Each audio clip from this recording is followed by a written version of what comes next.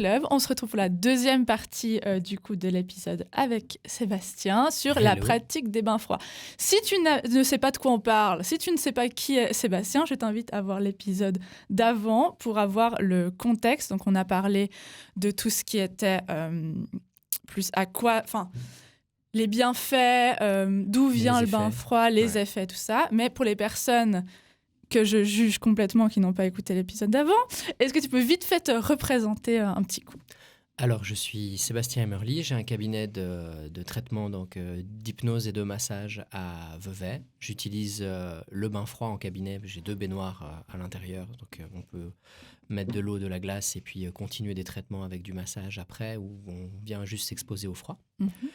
Et j'ai aussi fondé bainfroid.ch en 2019 avec Marion Gabiou et on donne des initiations dans le lac pendant la période hivernale.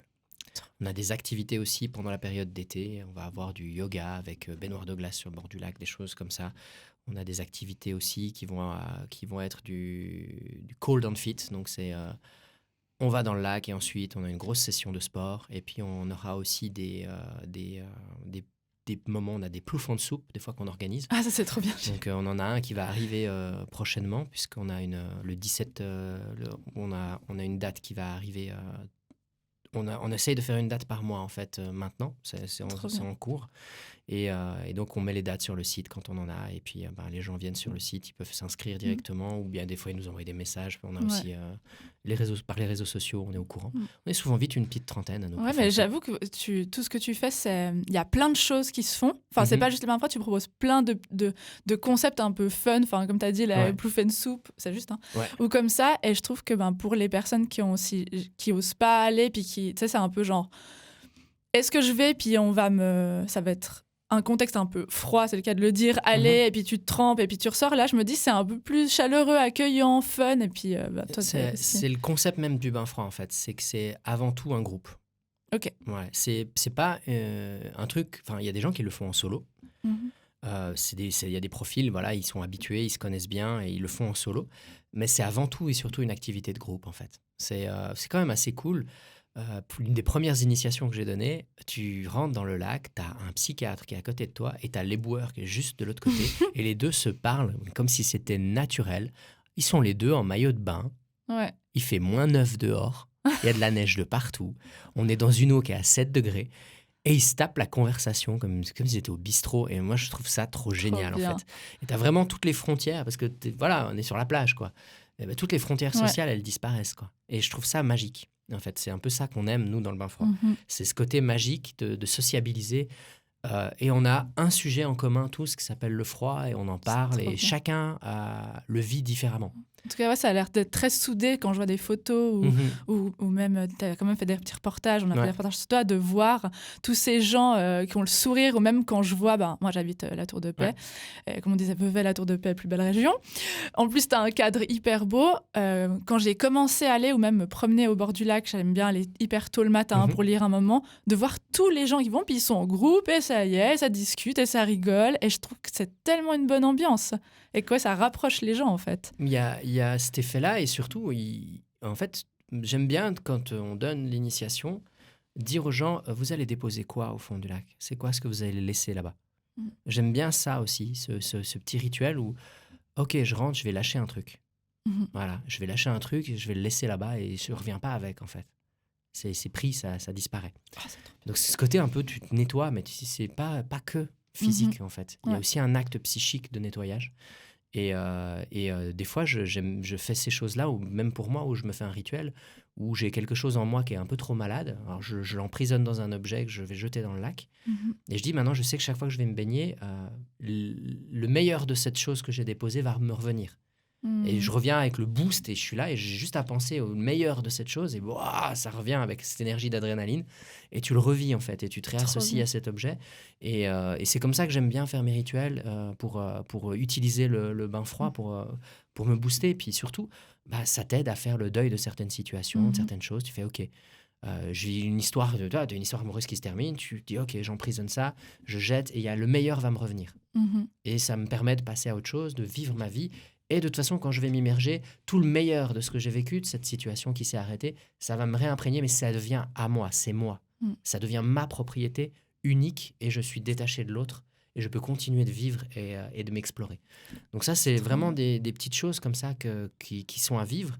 Et du coup, ça crée aussi du lien social où tu déposes ton truc, c'est ton petit truc secret, mais en même temps, tu as d'autres personnes qui sont avec toi. Oui, quand tu vis des fois quand tu vas, même moi je fais beaucoup de danse, donc quand tu vas à la danse puis que tu vis un peu, ça fait ressortir des choses et tu parles un petit peu de tes traumas ou choses qui t'a blessé, ça rapproche tellement, mais dans tous les sports, quand tu te dépasses, quand tu vas au fitness ou quand tu fais du crossfit, je fais pas de crossfit, mais voilà, ou que tu vis même des moments dans des pratiques de bien-être, ça rapproche. Et c'est des gens que tu connais pas, mais en fait, tu te sens hyper proche d'eux alors que tu les connaissais ni hier et tu connais rien de leur vie, mais ils t'ont donné un peu un secret. Enfin, je trouve c'est de l'intimité un peu. On partage un secret et surtout, on est tous synchro. Ouais, c'est vrai. On est tous en train de... de claquer des dents. On est vraiment tous au même stade. C'est-à-dire qu'on a tous été exposés au froid et on est tous rentrés dans un état modifié de conscience. On est tous en train de le vivre en sortant d'eau et on est tous en train de discuter ensemble. Et dans cet état, les émotions, elles sont plus vivantes, elles sont plus présentes, tu as plus accès à ça. Et donc forcément, comme tu n'as plus de chaleur dans l'air, mais il faut de la chaleur humaine et il faut du lien. Et dans ces pratiques-là, il y a beaucoup de respect de soi et de l'autre. Quand on enseigne l'initiation, on n'utilise que des repères physiologiques pour déterminer le temps d'exposition. On n'est pas par la minute par degré, c'est quelque chose qu'on a complètement mis de côté parce que ça ne fonctionne pas sur le long terme, la minute par degré. Nous, on aime le long terme. Donc nous, on utilise les expositions des mains, de la tête, on plonge, on s'immerge. Tout ça, c'est dans un but, c'est d'aller exposer les parties les plus fragiles parce que c'est elles qui donnent le tempo. J'aime bien dire que le corps, c'est comme une société qui fonctionne bien. Si tu connais les éléments les plus faibles et que tu en prends soin correctement, tu as tout le reste du système qui fonctionne juste. Donc les éléments les plus fragiles, c'est ceux auxquels tu prêtes le plus d'attention quand tu t'exposes. Et quand ça commence à devenir pas bon pour eux, là tu sors. Et même si toi tu te sens en capacité d'aller plus loin, faut pas mépriser la part la plus faible de toi. Au contraire, plus tu es soutenant pour cette part-là, plus tu vas bien fonctionner. Minutes par degré, c'est vraiment, j'avais entendu, il me semble si c'est... Non, attends. 1 minute par degré. Ouais, ça veut dire si l'eau elle est à 10, tu peux rester 10 minutes. Ou... Ça, c'est en principe. Oui, mais ça ne marche pas. Parce qu'une eau à 5 degrés, en fait, elle te fait perdre beaucoup plus vite de la température qu'une eau à 10. Tu vois, l'eau est 17 fois plus vite conductrice que l'air. Et donc, quand tu t'exposes au froid, nous, la première fois, la seule chose que je demande aux gens, c'est vous rentrez, vous sortez. Ouais, ça c'est intéressant de parler justement. Ça c'est le premier jour. Le premier jour de l'initiation, c'est vous rentrez, vous sortez. Tu peux nous expliquer, parce que là, alors petit disclaimer, attention, l'asto, de manière générale, je le fais pour pas que les gens prennent exactement ce qu'on dit et puis l'appliquent parce que toi et moi on est différents. Puis si j'applique quelque chose, ça va peut-être aller à moi mais pas à toi et on peut se blesser. Donc le but du podcast c'est de donner, mettre en lumière des gens qui peuvent nous aider. C'est l'enseignement en groupe qu'on a voulu parce que quand tu as un groupe de 10, tu as 10 corporalités différentes et tu as 10 temps d'exposition différents. Pour le même effet. C'est-à-dire, si tu veux que tout le monde ait le même effet, il n'y en a pas un qui s'exposera de la même manière. Et donc, une fois que tu as compris ça, tu te dis, OK, mais comment je structure ? En fait, tu ne peux pas structurer par l'extérieur, parce que l'extérieur, c'est le froid et l'eau.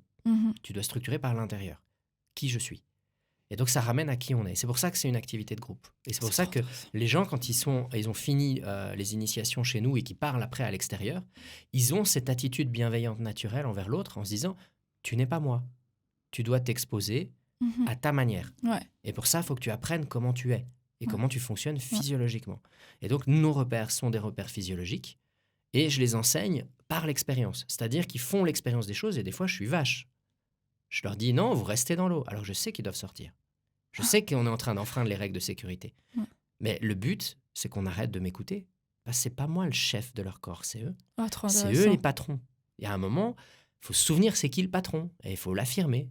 Si tu l'affirmes pas, l'adrénaline va venir. De toute façon, ça finit par sortir. Le corps, il va pas se laisser faire. Donc, c'est comment la personne, elle arrive à casser sa résistance psychique, à essayer d'obéir à un système qui est une illusion dans sa tête, pour revenir à son essentialité et se dire « Ok, je suis avant tout un animal à sang chaud. J'ai de l'instinct et cet instinct me guide bien. » Et une fois qu'on revient dans cette attitude instinctuelle, où on a cette intelligence instinctive qui se remet en marche, c'est là où on a des effets psychologiques qui commencent à venir. Et donc, c'est de travailler à ramener les gens à ça, à cette essentialité. Et d'une fois qu'on est dans l'essentiel, forcément, le lien à l'autre est beaucoup plus facile. Et du coup, maintenant, s'il y a une personne qui n'a jamais fait... Déborah, tu as déjà fait des bains froids ? Voilà. Alors, Déborah veut venir faire des bains froids. Donc, tu fais des initiations. Comment est-ce que tu peux expliquer pour donner aux gens envie de venir? Même si je pense qu'avec tout ce que tu dis, si vous n'avez pas envie d'aller, que ça ne vous a pas rassuré, on ne sait pas quoi faire. Comment est-ce que tu structures? Parce que je sais que tu dis qu'une initiation, c'est pas qu'une fois, c'est plutôt faut habituer son corps, comme tu disais. En fait, l'initiation, elle est structurée en 5 fois. Parce que tu as la première fois où on expose au froid, qui est la plus violente pour le corps. C'est comme j'aime dire, le bain froid, c'est un traumatisme choisi. Tu choisis de te traumatiser, au sens propre comme au figuré. Et en fait, rentrer dans l'eau, c'est la partie ultime pour le débutant, mais c'est le début de l'effort. C'est une activité physique. C'est faire même chose qu'aller au fitness.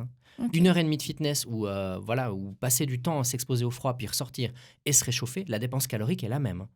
Tu perds jusqu'à 2 degrés de température, il faut les reproduire. Ça en fait des calories à brûler. Donc le corps, il est très actif et tu lui demandes vraiment une activité sportive. Donc la première fois, il s'expose au froid. Ils ont une vidéo c'est la plus longue d'ailleurs, elle dure 20-25 minutes, qui parle de toutes les règles de sécurité. Les bonnets, les trucs pour les pieds, comment on fait, pourquoi on met la tête sous l'eau, tout plein de détails. Voilà, c'est 20 minutes de théorie pure, avec des explications anatomiques, pourquoi on s'expose dans l'eau, comment l'eau ça fonctionne, le courant, quand il y a du courant, c'est pas la même chose que quand il n'y en a pas. L'eau est 17 fois plus conductrice que l'air, donc forcément, même ta température égale, en fait, on perd moins de température dans l'air. Et quand vous allez dans de l'eau froide à 7 degrés et que dehors il fait 7 degrés de température, quand vous sortez, l'air est chaud pour vous. Donc le différentiel, il est là.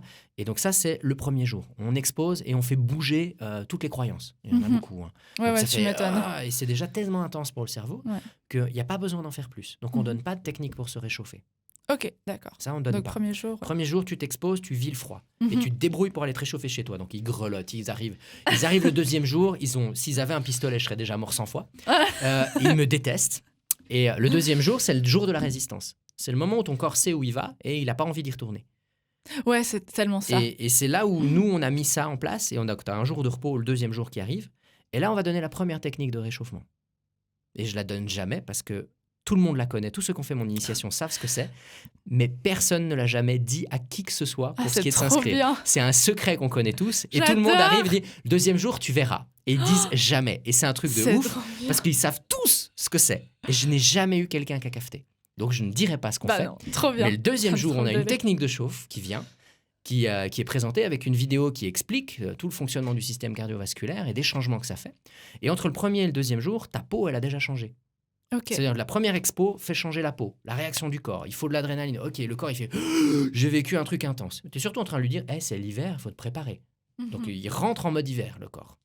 D'accord, lui, il paf, le reptilien, il fait « Ok, on rentre en hiver, hibernatus, vas-y, donne-moi du gras, j'ai faim. » Et voilà, déjà, tu as des changements corporels qui commencent. Il faut déjà laisser la personne digérer ces changements-là. Deuxième jour, on commence avec des techniques de chauffe pour que ce soit plus à l'aise. Donc là, j'ai pas envie de revenir. En plus, on y retourne, il revient, hop, on va faire notre petit truc que je ne dirai jamais ce que c'est parce que de toute façon, tout le monde le garde secret puis que tout le monde adore simplement l'idée que l'autre, il y aille quand même. Bah ouais, c'est ça. Donc voilà, et ça, c'est un moment qui est extrêmement intense psychiquement aussi parce qu'on brise beaucoup de tabous, beaucoup de barrières. Et c'est d'ailleurs pour ça qu'il reste si secret, c'est parce que ça fait vraiment du bien. Et ensuite, on passe au troisième jour, on va travailler la respiration. Et là, on pousse les curseurs plus loin. C'est-à-dire qu'on a vu qu'on pouvait se réchauffer, on a des techniques pour le faire, on a vu qu'on peut devenir beaucoup plus fort, qu'on peut exploiter l'outil. Et ensuite, maintenant, on augmente le temps d'exposition. On travaille avec la respiration. Et toujours le temps d'exposition, il dépend de chaque personne. Exactement. Par exemple, moi ou Déborah ou toi, je vais continuer de tester mon équipe et de regarder s'ils ont bien écouté, parce que physiologiquement, je les ai vus, donc je leur ai dit. Il y a des personnes qui sont tellement fines. Je dis, toi, 1 minute, c'est fini. T'es dehors et voilà, il faut que tu te réchauffes. Donc, en fait, il y a des gens, j'ai des femmes des premières initiations, 35 minutes dans une eau à 7 degrés, pas un problème, elles sortent, elles ne tremblent pas. Elles ne tremblent pas. Il y a des physiologies face au froid qui sont tellement puissantes. C'est juste, faut abandonner l'idée d'essayer de contrôler cette histoire-là. Un sportif de haut niveau, hyper baraque, hyper bien musclé, il va, au bout de 3 minutes, il est à plat. En fait, il ne peut pas tenir. Il a trop de masse musculaire à réchauffer. Il a une réaction physiologique. Il ne peut pas aller contre. Et il va trembler. Il va trembler de ouf. Il a tellement l'habitude de traumatiser son muscle pour son activité physique que forcément, là, son muscle, il va lui le rendre et ça va trembler. Donc, les expositions viennent chaque fois et à chaque fois, la personne, elle découvre toujours plus son rythme. Donc, on est au 3e jour. 4e jour, on arrive avec la méditation. Et là, comme nous, on donne les initiations le soir à 19h, il n'y a pas de jour, Et là, c'est le premier jour où il y a de la lumière. Ah, trop bien. Et ça change complètement l'expérience. Ouais. Et en fait, j'ai vraiment été très content d'avoir la nuit parce que du coup, tu ne peux étudier que le froid pendant notre initiation. Ouais. Et il n'y a rien, il n'y a aucune autre interférence. Donc, tu apprends d'abord dans la nuit le froid et comment ton corps tout seul va le réchauffer parce que tu n'as aucun autre accès à de l'énergie. Et ensuite, tu fais la méditation au soleil. Alors, tu découvres que le soleil, même derrière les nuages, il t'envoie quand même pas mal de chaleur. Ouais, la première fois que j'avais fait, comme j'expliquais dans le premier épisode, j'avais été un peu... parce que ma meilleure amie, je l'avais promis que je le ferais. Et puis, du coup, j'ai pas assez pris le temps. Puis, quand j'ai pris le temps, c'était de nuit. Et c'était hyper traumatisant. Bon, moi, j'ai pas peur de l'eau. Donc, j'avais pas peur de ce qu'il y avait en dessous comme ça. Mais je pense que ça m'a beaucoup aidée parce que je me suis pas rendu compte que j'allais dans le lac. En plus, c'est la Tour de Paix, donc je connais bien. Mais je pense que j'avais été de jour... J'aurais, comme tu dis, plus dit, j'aurais conscientisé vraiment le fait de rentrer dans l'eau, tandis que là, tout était noir, je voyais pas très bien. Donc effectivement, je pense que ça aide un peu quand même. Ouais, c'est une expérience qui est très intéressante à faire et à vivre. Et en fait, dans l'exposition sur 5 jours comme on fait, tu as la météo qui change.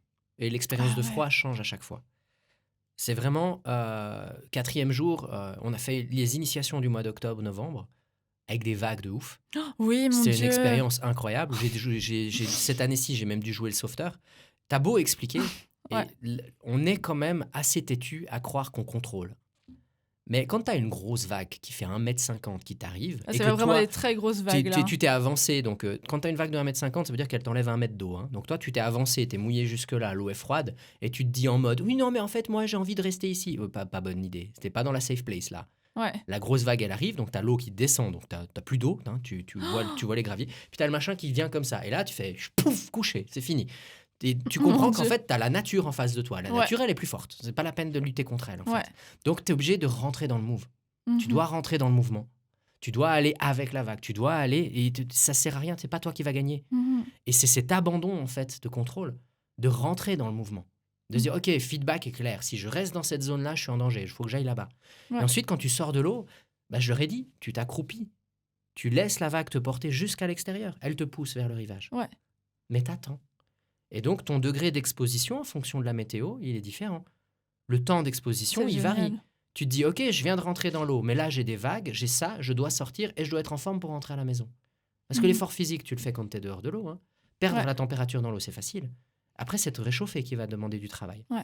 Donc, tu arrives là et c'est de suivre, de te mettre dans le mouvement de l'eau et de dire, OK, je vais me laisser porter jusqu'au bord du rivage, tranquillement, et je vais y aller doucement pour économiser le maximum d'énergie et utiliser toutes les forces de mon environnement pour me pousser dans la direction que je veux.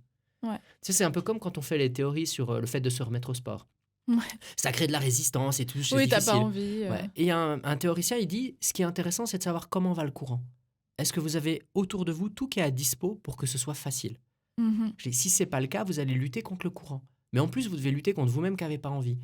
En fait, ça ne va pas marcher. Il faut qu'il y ait à la fois du vent dans les voiles, mais que le bateau il soit en même temps sur un courant porteur. Et si tu as tous ces éléments, tu peux tendre ta voilure et aller très vite. Et tu peux progresser. Mais si tu n'as pas ces éléments qui sont porteurs, tu ne vas pas réussir à y aller. Et des fois, c'est peut-être intéressant de savoir que si tu n'y arrives pas, c'est peut-être une bonne chose. Ouais. Et qu'en fait, écoute ton univers et adapte-toi. Et en fait, tu vas économiser ton énergie et en même temps être en forme. Donc, c'est ça qui est aussi intéressant dans le bain froid, c'est d'arriver à comprendre que les expériences, elles sont puissantes. Tu vas t'encastrer dans une petite rivière de montagne, tu te laves là en bas, l'eau, elle est très froide. 1 minute d'exposition dans cette rivière avec du courant, c'est équivalent à presque 10 minutes dans le lac, parce que le courant est puissant. Et en fait, il faut que tu aies l'énergie de sortir. Tes muscles ils vont être engourdis, mais il faut qu'ils ne le soient pas trop parce que tu es quand même dans une rivière de montagne encastrée.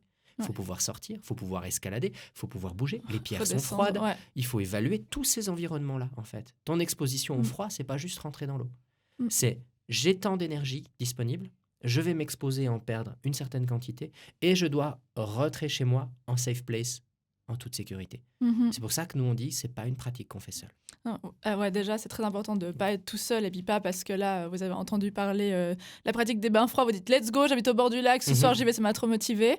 Je pense que c'est l'épisode où il y a le plus besoin d'être conscient qu'il y a ce disclaimer et qu'il y a besoin de sécurité, comme tu as dit, et d'être en plus, oui, d'aller, si moi je vais avec quelqu'un, c'est chouette, mais en plus d'être entouré, là on voit bien qu'il y a tout un suivi, et que c'est important. Et c'est génial que tu fasses en 5 jours et aussi pour les conditions différentes, je trouve, Mhm. parce que tu pourrais les faire 2 fois et puis il y a du soleil et puis c'est en hiver, hein, mais il y a du soleil, c'est super. Puis une fois, tu te dis, je peux y aller tout seul, puis il y a des vagues et puis il y a un accident. Ouais. Donc, Et en fait, on a fait notre truc avec nos initiations, c'est que tu prends ton initiation, tu payes ton initiation, mais tu peux revenir à toutes les autres initiations si tu as envie. Ah, ok, trop bien. Tu peux faire ton initiation à Vevey, et puis ensuite, tu rejoins notre équipe à Genève. Et donc, tu vas être avec un autre coach qui va avoir un autre style, qui va t'apporter d'autres choses. Et puis, en fait, comme tu es déjà initié de base, de toute façon, tu vas revoir les choses, mais tu vas les voir sous un angle différent. Et donc ça, tu n'as pas besoin de repayer, tu reviens, c'est tout. Et nous, on a des gens des années précédentes. À Lausanne, c'est une équipe qui est incroyable. D'ailleurs, je les salue tous. Ils sont juste géniaux parce que tu as vraiment... Ils arrivent et en fait, au lieu d'enseigner aux gens, ils font « va faire l'initiation ».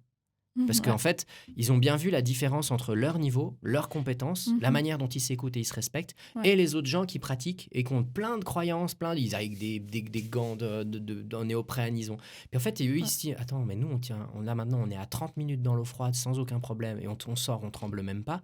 Et ces gens-là, ils sont en train d'essayer de nous expliquer comment il faut faire, alors qu'en fait, ils veulent juste me convaincre que leur méthode est la meilleure. Et encore une fois, la méthode, elle est personnelle. Ouais. Eux, ils ont créé leur propre méthode. Et c'est pour ça qu'ils arrivent si loin. C'est parce qu'ils sont dans le respect des limites physiologiques de leur corps et ils accompagnent leur corps dans l'adaptation. Ils prennent le temps. Okay. Ils vont vraiment au rythme du corps. Et le 5e jour, du coup, vous faites... Banzai. Banzai. Banzai. C'est le jour ultime. Banzai, c'est tu vois l'eau, tu cours. Allez. Ah, c'est vrai. Ah ouais, c'est Banzai. C'est incroyable cette initiation. Voilà. Et ça, c'est la petite cerise comme ça et chacun fait ce qu'il a envie et je crois tout le monde se laisse aller. C'est la meilleure initiation. Enfin, tout comme c'est réfléchi, je trouve ça incroyable. Ouais, il a mis le temps quand même. Ouais, mais c'est incroyable comme concept. Merci. Ouais, c'est... Bon, venez, on se casse de studio, j'en vais aller faire l'initiation. Trop bien. Dans le premier épisode, tu as parlé de respiration. Ça joue... Quel est le rôle de la respiration dans la pratique du bain froid ? Ça joue un rôle central et ça ne joue aucun rôle. Merci. Ça veut dire que c'est pas parce que tu as une pratique de respiration que tu peux faire du bain froid et c'est pas parce que tu n'as pas de pratique de respiration que tu ne peux pas faire du bain froid. Le bain froid, l'exposition au froid, ça n'est pas le bain froid. L'exposition au froid, rentrer dans l'eau froide, c'est juste le début. C'est le déclencheur de phénomènes. Okay. Mais le bain froid en lui-même, et on va reparler de sécurité, c'est le fait de gérer la durée d'expo par rapport à tout ce que tu as à faire après. Parce que ton effort, il commence quand tu sors de l'eau. Le bain froid commence vraiment quand tu es sorti de l'eau. Okay. C'est là que commence ton activité, commence ton physique qui doit récupérer cette dépense. Et c'est vraiment important de le mettre. Notre initiation, elle explique ça tout le temps. Et la respiration, elle ne se fait pas au bord de l'eau avant d'y aller. Elle va pas te rendre surpuissant. Elle va créer un état modifié de conscience qui t'ouvre la possibilité de te raconter une histoire de surpuissance. Ça, oui. Et du coup, ça devient un gros mensonge. Et là, tu deviens en danger. Ouais. Donc, c'est pour ça que la respiration, c'est une activité à part entière. Et ça vient des apnéistes. Les apnéistes travaillent beaucoup, mais ils ont une raison. Ils vont sous l'eau, eux. Ouais. Voilà. Et ils vont sous l'eau longtemps. Donc, c'est là où, en fait, on comprend que le rapport avec la respiration, c'est d'augmenter le volume pulmonaire. Le bain froid est une magnifique excuse pour permettre aux gens de prendre soin de leur respiration. Parce que la respiration, avec l'âge, a tendance à diminuer. Si tu veux, c'est comme si tu as un écart comme ça de volume pulmonaire. Puis, en fait, au fur et à mesure de ta vie, ça se réduit. Mais en fait, si tu l'entraînes, tu peux la réélargir. Et tant que tu la maintiens bien, tu prends soin de ton cœur, tu prends soin de tes artères, tu prends soin de tes veines et tu prends soin de ton poumon. Donc, tu prends soin de tout ce qui est vital. Et c'est ce rapport-là qui est intéressant. C'est que pour pouvoir avoir une exposition toujours plus saine, faire de la respiration, la cohérence cardiaque, moi je trouve que c'est déjà largement suffisant. Je suis pas vraiment pour la Wim Hof parce que la respiration Wim Hof, c'est une respiration hypercapnique qu'on enseigne seulement quand tu as 2 ans de maîtrise d'apnée et que tu as l'habitude d'aller au fond. Même les apnéistes, ils la mettent en... Elle est dangereuse. C'est la respiration qui est un peu... C'est la respiration du feu en yoga. C'est la même. C'est-à-dire ? C'est vraiment une respiration où tu prends une inspiration, puis tu relâches. Ah oui, voilà, ouais, c'est vrai qu'on les voit faire ça. Et en fait, tu as vraiment cette respiration-là. Elle demande une très grande maîtrise de respiration abdominale. Et la cohérence cardiaque, c'est quand tu t'inspires sur 5 et tu descends. Ouais. Okay. On a d'ailleurs tout un atelier d'hypnose sur la cohérence cardiaque qu'on donne aussi. qui est accompagné avec mon amie Elisa Montaldo, qui est pianiste et puis qui compose avec les connaissances des fréquences au niveau du cerveau. Et on a fait toute une musique pour la cohérence cardiaque dans lequel, comme la cohérence cardiaque met dans des états modifiés de conscience, on a créé l'atelier parce qu'il y avait plein d'obstacles. Les gens ils disent « Ouais, mais j'en fais, mais après je me raconte des histoires puis j'arrive pas à me concentrer. » Tu sais, c'est toujours des petits obstacles comme ça. Et en fait, ça fait partie du processus de cohérence cardiaque. C'est comme le bain froid. « Ouais, mais j'y étais une fois, mais après j'avais plus envie. » Bah oui, c'est première expo. Deuxième, rejet. C'est normal. C'est pour ça qu'on expose en 5 fois. C'est parce qu'on sait que la deuxième, il y a le rejet. Et donc, on sait comment le corps et la physiologie et la psychologie fonctionnent. Et en fait, on a les mêmes obstacles dans la cohérence cardiaque, donc dans les techniques de respiration, que dans le bain froid. C'est encore une fois, je trouve ça génial, mais ensuite, boum, ça me saoule. Mais ensuite, puis, en fait, il faut passer par la crise si tu veux qu'il y ait l'adaptation. Ouais, puis avancer. Hein. Voilà. Et puis si tu parlais, on va pas donner toutes les techniques, mais le premier jour, il y avait la sécurité. Si tu dois donner 3 choses de sécurité, ou tu vois, 3 choses vraiment hyper importantes que les gens peut-être ils se rendent pas compte. Déjà, premièrement, exposer au maximum le corps au froid. Alors, les gens qui rentrent avec une combinaison, bon, c'est pas du bain froid. Vous pouvez faire un disclaimer, c'est mort, c'est allez loin. Deuxième chose, le bonnet de laine sur la tête, tu exposeras pas la tête. Donc si tu plonges pas la tête, le visage, je pense que quelqu'un qui débute, s'il arrive à s'immerger complètement et puis qu'il ressort, déjà il ressort très vite parce qu'il a plongé la tête, mais surtout au moment où il plonge la tête, il y a un effet un peu un goût de reviens-y. Tu fais putain, je l'ai fait. Je sais pas pourquoi j'ai envie de. Pourtant, t'as les sinus qui peuvent faire mal, t'as vraiment au niveau du nez, t'as tous les liquides lymphatiques qui bougent. Donc, au niveau de la tête, c'est très remuant. Hein. C'est pas agréable les premières fois quand on le fait. Vraiment, c'est pour ça. D'avoir des couteaux. Moi, je me souviens, dans les jambes, le plus dur, c'est les épaules, je trouve, et de continuer des mollets. Jusqu'aux cuisses, j'avais l'impression qu'on mettait des couteaux et Mathilde me disait respire, avance, continue d'avancer, avancer, j'étais là, j'ai envie de mourir. Et en fait ça c'est votre cerveau il fait froid égale douleur parce que toute votre vie vous avez appris à faire il fait froid. C'est en sûr. fait on s'est suggéré que le froid égale c'est mal et puis on adore dire il y a le bien, il y a le mal, donc forcément le mal il fait mal. C'est un peu dans le terme. Et donc du coup quand tu arrives dans l'eau, il y a une grosse confusion du système nerveux central qui confond froid et douleur. Et ça, c'est la première fois. C'est le temps que le système se remette. Et normalement, tu ne vis plus ça le deuxième jour déjà. Donc c'est pour ça que le premier jour, nous, on les demande de rentrer dans l'eau et de ressortir. Ils vivent les coups de couteau, ils ont les chevilles où ça serre, ils ont tous les picotements, ils ont le côté comme ça. Mais très vite, ils sentent que d'un coup, ils ont chaud. Très vite. C'est vrai. Hein. Voilà. Et l'effet d'adrénaline commence à se répandre et la peau commence à se modifier. Et au moment où ces modifications commencent, le cerveau, il a fini de dire « Ok, le froid n'est pas la douleur. Le froid, c'est juste une baisse de température. » Parce qu'en fait, dans ton système nerveux, tu n'as rien pour mesurer le froid. Tu as juste quelques nerfs et ils sont très profonds. En surface, c'est des nerfs qui mesurent la température, qui mesurent la chaleur. Donc en fait, ce que tu ressens, c'est une diminution de la chaleur. C'est tout. C'est fou. Donc en fait, c'est que ça que tu vis. Et en fait, ton cerveau appelle ça froid. Mais c'est quelque chose qui fait partie du prisme de vision de ton cerveau au niveau du système nerveux central. C'est pas dans le corps. Dans le corps, il mesure juste un différentiel de température. Et il y a des réactions physiologiques qui se mettent en route. Est-ce qu'il y a, moi on m'avait dit, il faut pas mettre de gants parce que justement tu dois pouvoir bouger tes mains. C'est ça. Hein. Et en fait les muscles des mains c'est dans les avant-bras. D'accord. Ici il y a aussi des nerfs et des muscles, mais tu vas tout exposer et c'est ce qui est le plus fragile. Donc on revient sur l'idée de la métaphore de la société. C'est la même chose. Comme c'est les zones les plus fragiles, c'est les zones qui te donnent le moment où tu dois sortir. L'indication. Et tes mains elles vont figer plus vite que tes pieds parce que tes doigts des mains ils sont plus longs. Donc, tu perds plus de température. Savoir qu'ici, tu perds 6 fois plus de chaleur, 3 fois plus au niveau de la voûte plantaire que dans tout le reste du corps. Moi, j'ai toujours les mains froides, par exemple. Voilà. Mais c'est la zone thymorégulation. C'est là où tu perds ton excès de chaleur. On a un gros cerveau qui produit beaucoup de chaleur et notre vie, c'est 36,9. Donc, il faut qu'on évacue la fournaise qui est là-haut. Il faut qu'on évacue sa chaleur produite en continu. C'est pour ça qu'on est à 100 chaud.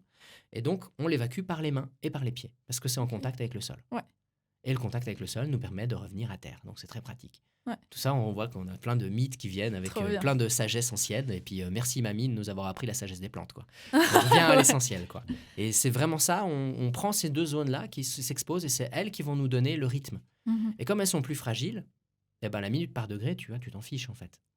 Comme elles sont fragiles et comme tu les exposes correctement, bah, tu vas pouvoir respecter ta physiologie à toi. Parce que c'est tes mains. Ouais. C'est pas les mains de ton voisin. Ouais. Et donc, du coup, quand ton voisin, il fait « Ouais, mais non, moi, ça bouge pas et tout. Franchement, tu fais ta fiafia. » Bah non, en fait, mes mains, c'est ma physiologie. Ouais. Voilà. Et donc, ma physiologie, c'est moi le patron. Ouais. C'est vraiment être en pleine conscience. Enfin, c'est ce que j'expliquais dans mon concept. C'est vraiment de pratiquer différentes pratiques, différentes thérapies avec des gens en pleine conscience. Et on parlait de la souplesse dans les épisodes précédents, c'est aussi de le faire en pleine conscience. Et là, on revient avec ça, c'est en pleine conscience. Ok, ouais, c'est ça. C'est d'être dedans et de se respecter soi-même. Ouais. Et des fois, tu as des couples qui viennent en initiation, ça donne des situations assez musclées. Ah, tu m'étonnes. Alors ça... J'ai envie de sortir. Non, tu sors pas. Ouais, c'est... Ouais.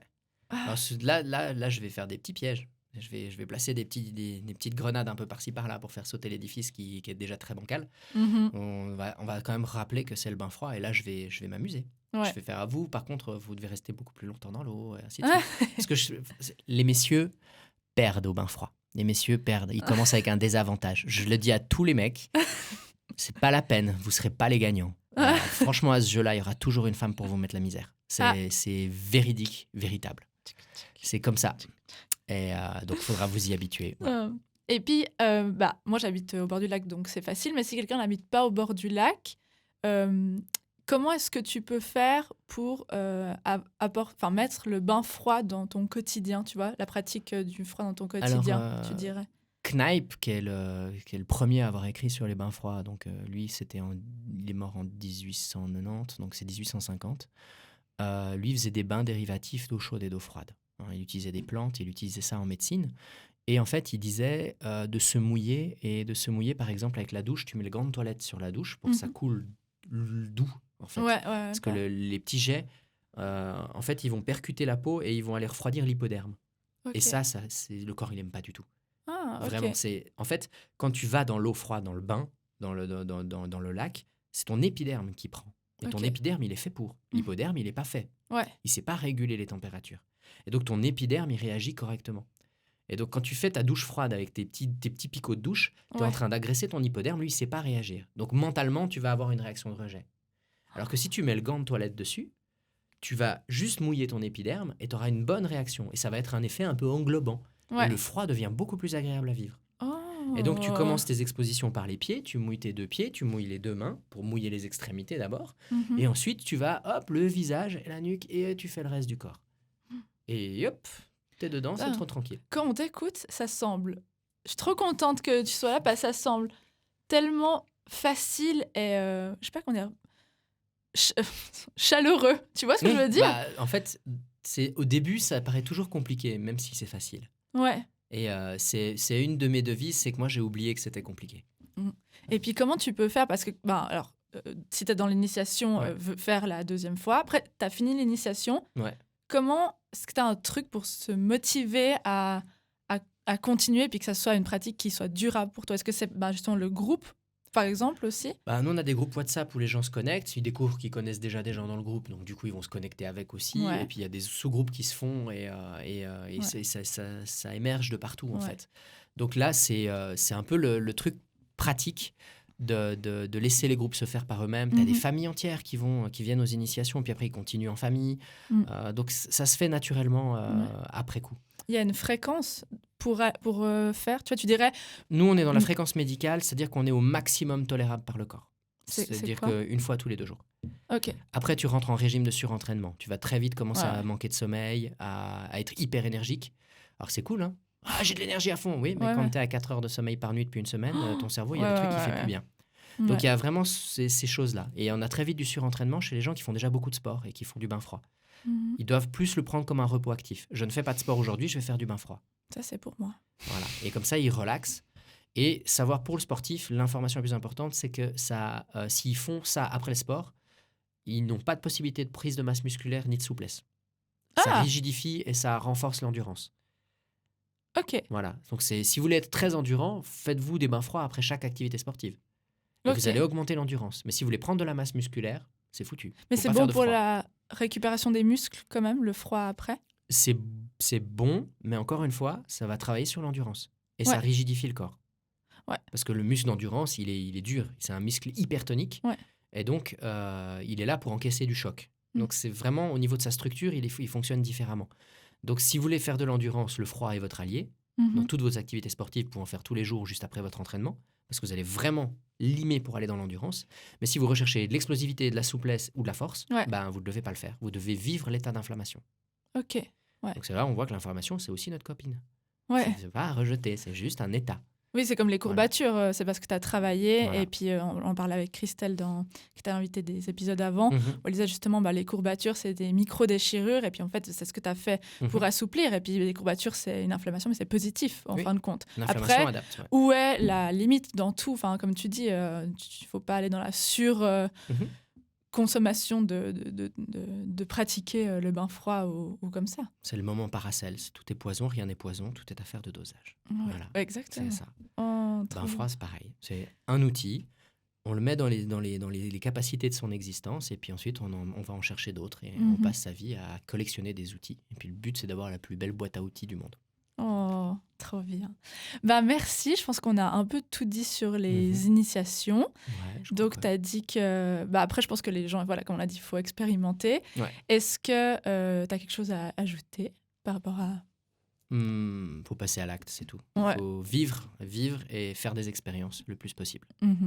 C'est la seule chose que j'ai à dire. En tout cas, on vous invite. Moi, je me suis déjà invitée. Déborah, elle est motivée.